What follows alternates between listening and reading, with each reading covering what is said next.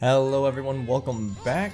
It is officially our week 2 bye week, and coming into this, well, we're taking on an ACC team in Louisville next week. The Cardinals come in with 1 loss, and of course we have to talk about the elephant in the room. Previous offensive coordinator Coach Chris Brad will be the head coach for this Louisville squad. He led such an efficient offense last season that he pretty much immediately got a head coaching job from Louisville. Several other offers from what I've heard, but obviously all I know for sure is Louisville. And he had to take it. And of course, you know, Coach Cook, he encouraged it. He didn't want to lose one of the hottest offensive coordinators in the land. But he encouraged Coach to take the offer. Why? Because Coach Cook wants the people he mentors really to flourish. It helps him look better, it helps attract future coordinators, and it's good for the sport. It really is. It does hurt to lose him, and so that kind of sucks. And you could already see in Olympia after game 1, our offense did not look as good. Definitely losing our coordinator that we're used to means we're gonna have to have some growing pains with our new coordinator, and you could see that in the offense in week 1. But looking ahead to Louisville, let's go ahead and kind of discuss, let's give a little background to the coach we're going against and the team, and kind of what we can expect before we get into the high school recruits. So, Coach Chris Brad, he now coaches Louisville. He actually his alma mater is TCU, so he's fresh out of TCU. So he played there for a little bit, ended up pretty much as a walk-on playing, and I think saw some garbage time in a few games back in the day, but ultimately, you know, obviously decided to go the coaching route, and his first gig ended up being at the offensive coordinator position at Olympia. Coach Cook heard about them. They actually met at a conference where the conference was essentially discussing a return to the under center pound the rock style football, but meshing it with today's modern spread style. And kind of having a balanced attack between the two. And they met there, bonded instantly over it. Coach Cook ended up hiring him on as his coordinator, and the rest is history. You know, year 4, Olympia has one of the most prolific offenses in the nation. And so, obviously, he specializes in offense. That was what he coached, and now that he's a head coach, I expect there to be some growing pains for him on the defensive end, kind of learning how things work, learning what makes a good coordinator or not. He runs a balanced spread attack, so fairly similar to what we ran. That was his philosophy. Of course, Coach Cook ultimately got the philosophy call, but essentially what we ran at Olympia, Coach Chris Brad runs. He does run some under the center, but primarily it is a spread offense that imagine a 50-50 split. Like, it is literally a split between the two of what he's gonna do. Throw it, run it, etc. He is fairly aggressive, I would say, after watching plenty of Olympia. Obviously, a lot of the 4th down calls came down to Coach Cook. Coach Cook would make a lot of those calls, but Coach Cook would also listen to Coach Chris Brad, and Brad would make those 4th down calls himself. Not only that, but Brad would make, like, it's 2nd down and long, or 2nd down and short, sorry, and we're on the 5-yard line and we throw it, or, you know, we need to get a 1st down to end the game. Instead of running the ball, we go for a pass on a 3rd down potentially. Those were the kind of things that Coach Chris Brad would do, and he garnered a lot of respect as the success rate of these grew over the seasons, to the point where Coach Chris Brad really was kind of letting him take the reins of the offense. Looking ahead further, defensive-wise, that's really the biggest question mark when it comes to Louisville. I think they were not super talented, but they really weren't good on either side of the ball. Coming off an 0-12 season, you're not going to find anything good, really, and truly. Defense is a big question mark, I think, for this team, which is good for us. That should mean a struggling offense finally can find some footing against Louisville.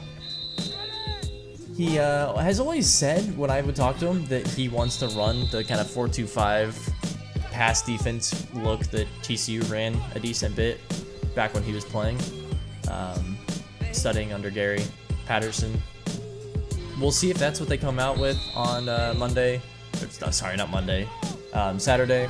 We'll see if they come out with that 4-2-5. I kind of expect a lot of nickel from them. And it's weird because we run the ball so much, but the fact that we often bring out heavy wide receiver sets, or we split out, say, Zeke Roberts out wide, I could see them running a bit more nickel. Maybe, probably not dime, definitely more nickel. But we should probably expect to see some 4-2-5. I imagine that's what he'll go with. And then, of course, you know, they'll try to neutralize the passing game primarily and force us to run it, which should go well. That should be something we're good at. But after our offensive line struggles week 1, I'm not convinced. I hope to see Kirk Doherty get the ball more. He really was a shining spot for someone who didn't have many touches. I think Bo Johnson can get back into that groove as well. And I think Cameron Anderson has the potential to make some big plays every once in a while. So that's kind of what I'm thinking. I predict we beat Louisville. It's going to be a slugfest, I imagine. I don't think an 0-12 team last year that's 0-13 really in the last 13 games. I think they're going to come out stronger, especially under their new coach. So now that we've got that out of the way, let's go ahead and jump into some high school. Only 2 games of high school this week, and the first one is going to be, that is Pineview versus Lone Peak. As we watched, Stitch Robinson didn't get any catches this game, but he did get some good blocks. Pineview would start off with a touchdown. Pineview comes in a heavy favorite this season. And guess what? Lone Peak continues the Cinderella run now. 2 games, go ahead and spoil it. 2 games they will have won this season, 20-17 over Pineview today. As you see, Albert Cooper, the smart defensive tackle, they're picking up a fumble recovery. And Stitch Robinson again sealing the edge, doing a great job blocking. Didn't get to see much of his passing game, but trust me, it's there. A pass here would put Pineview up ahead by 2 touchdowns. As we see now, Seth Bowers, the linebacker, making a really good tackle. He's really rangy, great coverage. But Lone Peak just would not let up. Throwing a pick here, you think, okay, game's probably over. Lone Peak would score again. And then down, Lone Peak. A seam across the middle that just, for some reason, didn't get picked up. Down at the 5-yard line, and then finally to kick the game-winning field goal, and it's good. As Lone Peak would take that by 3 points, 20-17. And now on to Bingham versus West Jordan. This one, again, another, well, not exactly surprising, as Bingham throws a pick 6 on their first play.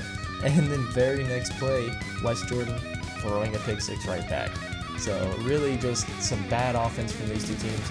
Here, West Jordan on offense, throwing a little speed option, holding the ball perfectly as the quarterback there. That's the sophomore quarterback. And how about Samuel Reed? This guy I'm excited for.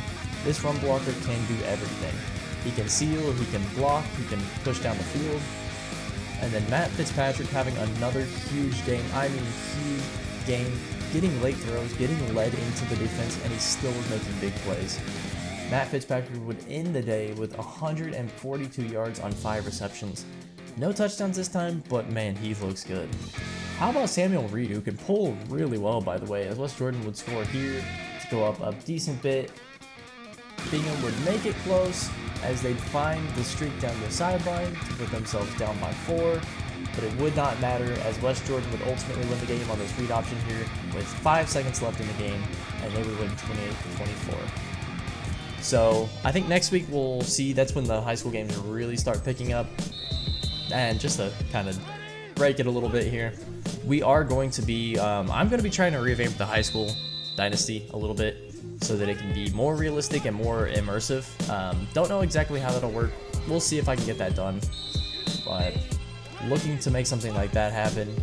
And similarly, I'm trying things with editors and stuff that the game's supposed to not allow. We'll see if I can pull some things off. Get ready. There might be a surprise coming. The only hint I'll give you is that it occurs after week 3. So, some surprising things coming up in Olympia's future, if it allows it. As for really my plan for Olympia coming into the next game, I really think we need to continue to look to get Zeke Roberts touches. I think Zeke Roberts needs to be split out wide more. I think he needs to run more down the field. Deep routes for Zeke Roberts. He's such a mismatch, even for cornerbacks, and he makes plays. I mean, when he's got the ball in his hands, there's a good chance he's running to the end zone. That's the kind of dynamic player he is. I definitely want to see another run by committee game. I think it looked good last time. I'd like to see more running. As far as passing goes, I think you run short routes. I haven't really been blown away by anybody's deep field. You know, since we lost Lance Roach, I'm not in love with the deep route running of this team. I think Ryan Jones could do it. I think he can get downfield. He is very fast, but he's not super refined. He's definitely a raw talent. And as far as Dion and Ben Thompson, they are more of a short to medium game route runner. I definitely think you run a lot of short routes, and then you throw it deep to Zeke. You pump fake, you know, and throw it deep, play action, a lot of runs, a lot of short throws. That'll open up the deep throws to Zeke and potentially Ryan Jones. I hope to see a little bit more of that. I do hope to see some read option with the other two running backs. I think they're such a speed mismatch that it makes the option a little more dangerous with them, potentially. I think Bo Johnson, unless it's like in a run up the middle, then nobody's better than Bo Johnson running up the middle. But I definitely want to see Kirk Doherty in open field more. I wouldn't not mind seeing more of the running backs in the passing game. I feel like we haven't seen any screens. Screens used to be kind of a staple of this team. Checkdowns, we haven't seen a lot of angle routes. I definitely want to see more of that. And really just, you know, I want to see this team make less mistakes. Our defense looks good. They make big plays. I'd like to see more big plays from the defense and less big misplays from the offense. So thank you all so much for watching this week. Sorry this came out a few days late here on a Wednesday, actually late on the Wednesday. Go ahead and check in on Saturday. We will be taking on Louisville and our former offensive coordinator. Have a great rest of your day. Bye-bye.